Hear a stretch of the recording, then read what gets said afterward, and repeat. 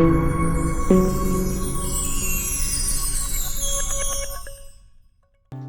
Friends, welcome back to PravisMagic. ഇന്ന് ഞാൻ വന്നിട്ടുള്ളത് ഒരു തനി നാടൻ സ്നാക്ക് ഐറ്റമായിട്ടാണ്. അപ്പം നമ്മൾ ഉള്ളിവട ഉണ്ടാക്കും, മുട്ട ബജി ഉണ്ടാക്കും. ഇനിയിപ്പം ഇത് രണ്ടും കൂടി ചേർത്തിട്ടൊരു ഐറ്റമാണ് ഉള്ളിവടയ്ക്കകത്ത് മുട്ട വെച്ചത്. ഇത് ഞാൻ കാണിച്ചു തരാം. ഇതിപ്പോൾ നമ്മൾ സാധാരണ ഉള്ളിവട ഉണ്ടാക്കുന്ന പോലെ ബേസ് എല്ലാം ഉണ്ടാക്കുക, അതിനകത്ത് നമ്മൾ പുഴുങ്ങിയ മുട്ട വയ്ക്കുക, അത്രയേ ഉള്ളൂ. നല്ല സോഫ്റ്റ്, വെളിയിൽ നല്ല ക്രഞ്ചി ആയിട്ടിരിക്കും, അകത്ത് അതുപോലെ തന്നെ ഈ മുട്ടയും ഈ ഉള്ളിവടയുടെയും കൂടെ ഒരു നല്ല സോഫ്റ്റ്നെസ്സുമാണ്. പിന്നെ കൂടെ സോസും കൂടെ ഉണ്ടെങ്കിൽ അടിപൊളിയാണ്. ഞാൻ ഒന്ന് കഴിച്ചു നോക്കട്ടെ.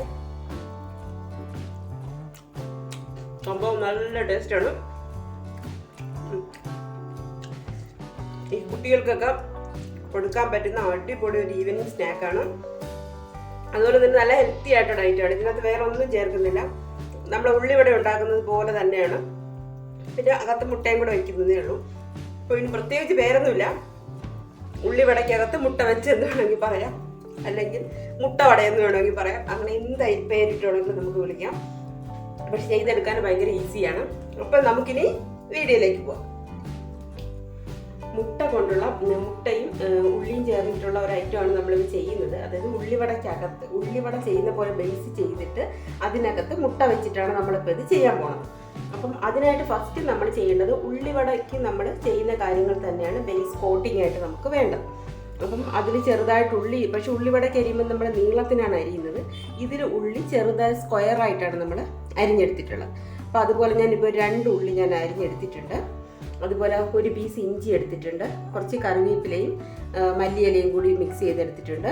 പിന്നെ 2-3 പച്ചമുളക് എടുത്തിട്ടുണ്ട്. പിന്നെ നമുക്ക് എരിവിനനുസരിച്ച് വേണം നമുക്ക് കുരുമുളക് പൊടി ചേർത്ത് കൊടുക്കാൻ. പിന്നെ പെരിഞ്ജീരകത്തിൻ്റെ ഫ്ലേവർ ഇഷ്ടമാണെങ്കിൽ അത് ചേർക്കാം. പിന്നെ ഗരം മസാല വേണമെന്നുണ്ടെങ്കിൽ അത് ചേർത്ത് കൊടുക്കാം. പിന്നെ മല്ലിപ്പൊടി ചേർക്കാം, അല്ല മല്ലിപ്പൊടിയല്ല, മഞ്ഞൾപ്പൊടി നമുക്ക് കുറച്ച് ചേർത്ത് കൊടുക്കണം. പിന്നെ ഉപ്പാണ് വേണ്ടത്. ഗരം മസാല ഞാനിവിടെ എടുത്തിട്ടില്ല, അതും കൂടി ഞാൻ ഇതിനകത്ത് ചേർക്കുന്നുണ്ട്. പിന്നെ വേണ്ടത് കടലമാവാണ് ബേസ് കോട്ടിങ്ങിന് വേണ്ടിയിട്ടുള്ളത്. പിന്നെ നമുക്ക് പുഴുങ്ങിയ മുട്ടയും വേണം. ഫസ്റ്റ് നമുക്ക് അതിൻ്റെ ബേസ് കോട്ടിങ് ചെയ്യുന്നത് എങ്ങനെയെന്ന് നോക്കാം. അതിനായിട്ട് ഞാനൊരു വലിയ ബൗൾ വെച്ചിട്ടുണ്ട്. അതിലേക്ക് നമ്മുടെ ഈ 2 സവാള അരിഞ്ഞതും കൂടി അതിലേക്ക് ഇട്ട് കൊടുക്കാം.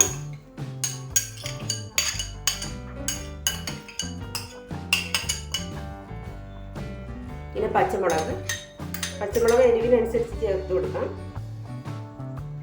ഇഞ്ചി, മല്ലിയിലയും അതുപോലെ തന്നെ കറിവേപ്പിലയും കൂടി ചേർത്ത് കൊടുക്കാം.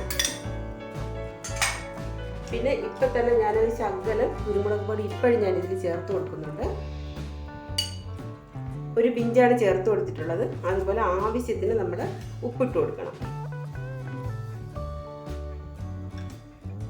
ഇനി ഇത് നല്ലപോലെ മിക്സ് ചെയ്തെടുക്കണം. കൈ കൊണ്ടാണെങ്കിലും മിക്സ് ചെയ്യാം, അല്ലെങ്കിൽ ജസ്റ്റ് സ്പൂൺ കൊണ്ട് മിക്സ് ചെയ്താലും മതി. നല്ലപോലെ കൈ കൊണ്ട് മിക്സ് ചെയ്യണം. ഇത് ഉള്ളി നല്ല ഉടച്ചെടുക്കണം നമ്മൾ. ഇപ്പം നല്ലപോലെ ഞാൻ ഉടച്ചെടുത്തിട്ടുണ്ട്. എന്നിട്ട് ഉള്ളിയും ഉപ്പും പച്ചമുളകും കറിവേപ്പിലയും കൂടി എല്ലാം ചേർത്ത് മിക്സ് ചെയ്തെടുത്തിട്ടുണ്ട്. ഇനി ഇത് 10 മുതൽ ഒരു 20 മിനിറ്റ് വരെ ഇതിനെ റെസ്റ്റ് ചെയ്യാൻ വെക്കണം. എന്നിട്ട് നമുക്ക് ഇതിനകത്ത് കടലമാവൊക്കെ ചേർക്കാൻ പറ്റുള്ളൂ. അപ്പോൾ ഇനി നമുക്ക് ഒരു 10 മിനിറ്റ് ഇതിൽ നിന്ന് റെസ്റ്റ് ചെയ്യാൻ വയ്ക്കാം. സവാളയൊക്കെ ഞാൻ മിക്സ് ചെയ്ത് വെച്ചിട്ട് ഒരു 10-15 മിനിറ്റ് ആയിട്ടുണ്ട്. പിന്നെ ഇതിലേക്ക് ഞാനിപ്പോൾ കൂടെ 1 കപ്പ് കടലമാവ് എടുത്തിട്ടുണ്ട്. അത് നമുക്ക് കുറേശ്ശെയായിട്ട് ഇട്ട് കൊടുത്താൽ മതി. ആദ്യം നമുക്ക് 2-3 സ്പൂൺ ചേർത്ത് കൊടുക്കാം. അതിൻ്റെ കൂടെ തന്നെ നമുക്ക് ബാക്കി കുറച്ച് ഒരു 1/4 ടീസ്പൂൺ കുരുമുളക് പൊടി ഇട്ട് കൊടുക്കാം. നേരത്തെ ഞാനൊരു 1/4 ടീസ്പൂൺ ഇട്ടിട്ടുണ്ട്. അപ്പം 1/2 ടീസ്പൂൺ കുരുമുളക് പൊടി മൊത്തത്തിൽ ഇട്ടിട്ടുണ്ട്. പിന്നെ ഒരു 1/4 ടീസ്പൂൺ മഞ്ഞൾപ്പൊടി, 1 ടീസ്പൂണോളം പെരിഞ്ജീരകമാണ്, അത് ഒരു ടീസ്പൂൺ ഇട്ടിട്ടുണ്ട്. പിന്നെ ഗരം മസാല, അത് ഞാൻ ഒരു 1/4 ടീസ്പൂൺ ഇട്ടിട്ടുണ്ട്. ഇത് കൈകൊണ്ട് തന്നെ നമുക്ക് ആദ്യം മിക്സ് ചെയ്യാം. കുഴഞ്ഞു വരുന്നതിനനുസരിച്ച് നമുക്ക് പൊടി ഇട്ട് കൊടുത്താൽ മതി.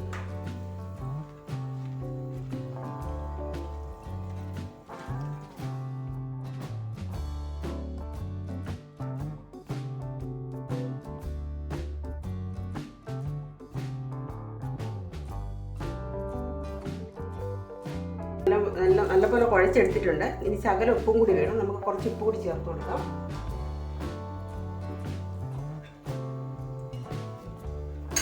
ഇനി നല്ലപോലെ ഒന്നും കൂടി മിക്സ് ചെയ്തെടുക്കാം. ഇതിൽ വെള്ളമൊന്നും ചേർക്കണ്ട.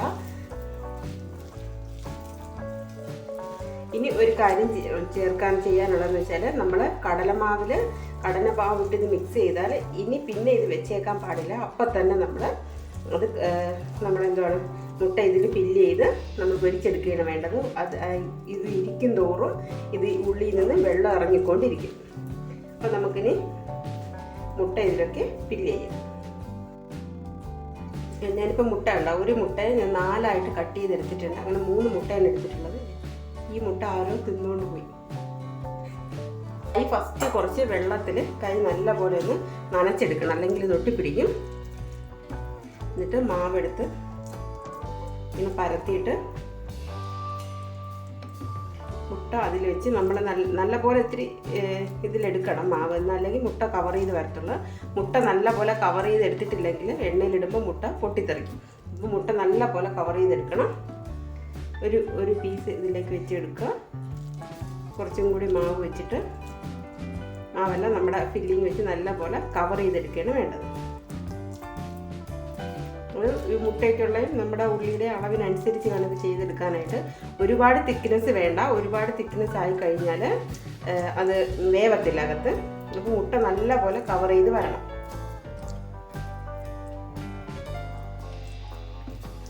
ഒരെണ്ണം ആയിട്ടുണ്ട്. ഇതുപോലെ നമുക്ക് ബാക്കിയും ചെയ്തെടുക്കാം. 2 സവാള അല്ലായിരുന്നു നമ്മൾ എടുത്തിട്ടുണ്ടായിരുന്നു. അപ്പോൾ അതിൽ നിന്ന് ഞാനിപ്പോൾ ഒരു 6 എണ്ണമാണ് ചെയ്തിട്ടുള്ളത്. അപ്പോൾ 3 മുട്ടയ്ക്കാണെങ്കിൽ നമ്മൾ 4 സവാളയാണ് എടുക്കാനുള്ളത്. അപ്പം നമുക്കിനി ഇത് നല്ല ചൂട് എണ്ണയിലിട്ട് പൊരിച്ചെടുക്കാം. ഞാൻ പൊരിക്കാനായിട്ട് ഇവിടെ ഒരു ചട്ടി വെച്ചിട്ടുണ്ട്. അപ്പം അതിൽ എണ്ണ ഒഴിച്ച് എണ്ണ നല്ല പോലെ ചൂടായി വന്നിട്ടുണ്ട്. അപ്പം ഞാൻ സൺഫ്ലവർ ഓയിലാണ് ഇതിലൊഴിച്ചിട്ടുള്ളത്. അപ്പോൾ ഇനി നമുക്ക് ഇതിലേക്ക് ഓരോന്നായിട്ട് ഇട്ട് കൊടുക്കാം.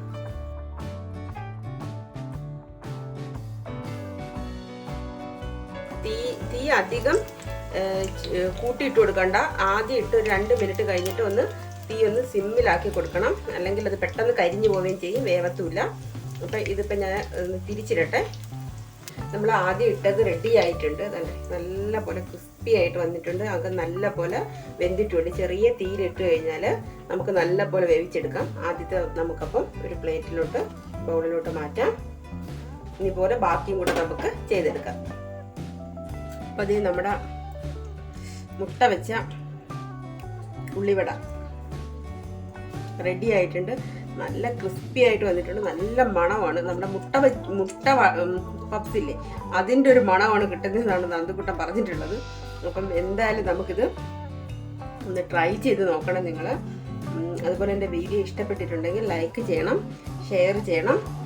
അതുപോലെ എൻ്റെ ചാനൽ കൂടെ ഒന്ന് സബ്സ്ക്രൈബ് ചെയ്തേക്കണം. സബ്സ്ക്രൈബ് ചെയ്യുമ്പം ബെല്ലൈക്കൺ കൂടെ എനേബിൾ ചെയ്തേക്കണം. എന്നാൽ മാത്രമേ ഞാനിടുന്ന പുതിയ വീഡിയോസ്, ഇതുപോലെ ചൂടായിട്ടുള്ള വീഡിയോസ് കിട്ടത്തുള്ളൂ, നോട്ടിഫിക്കേഷനായിട്ട് വരത്തുള്ളൂ.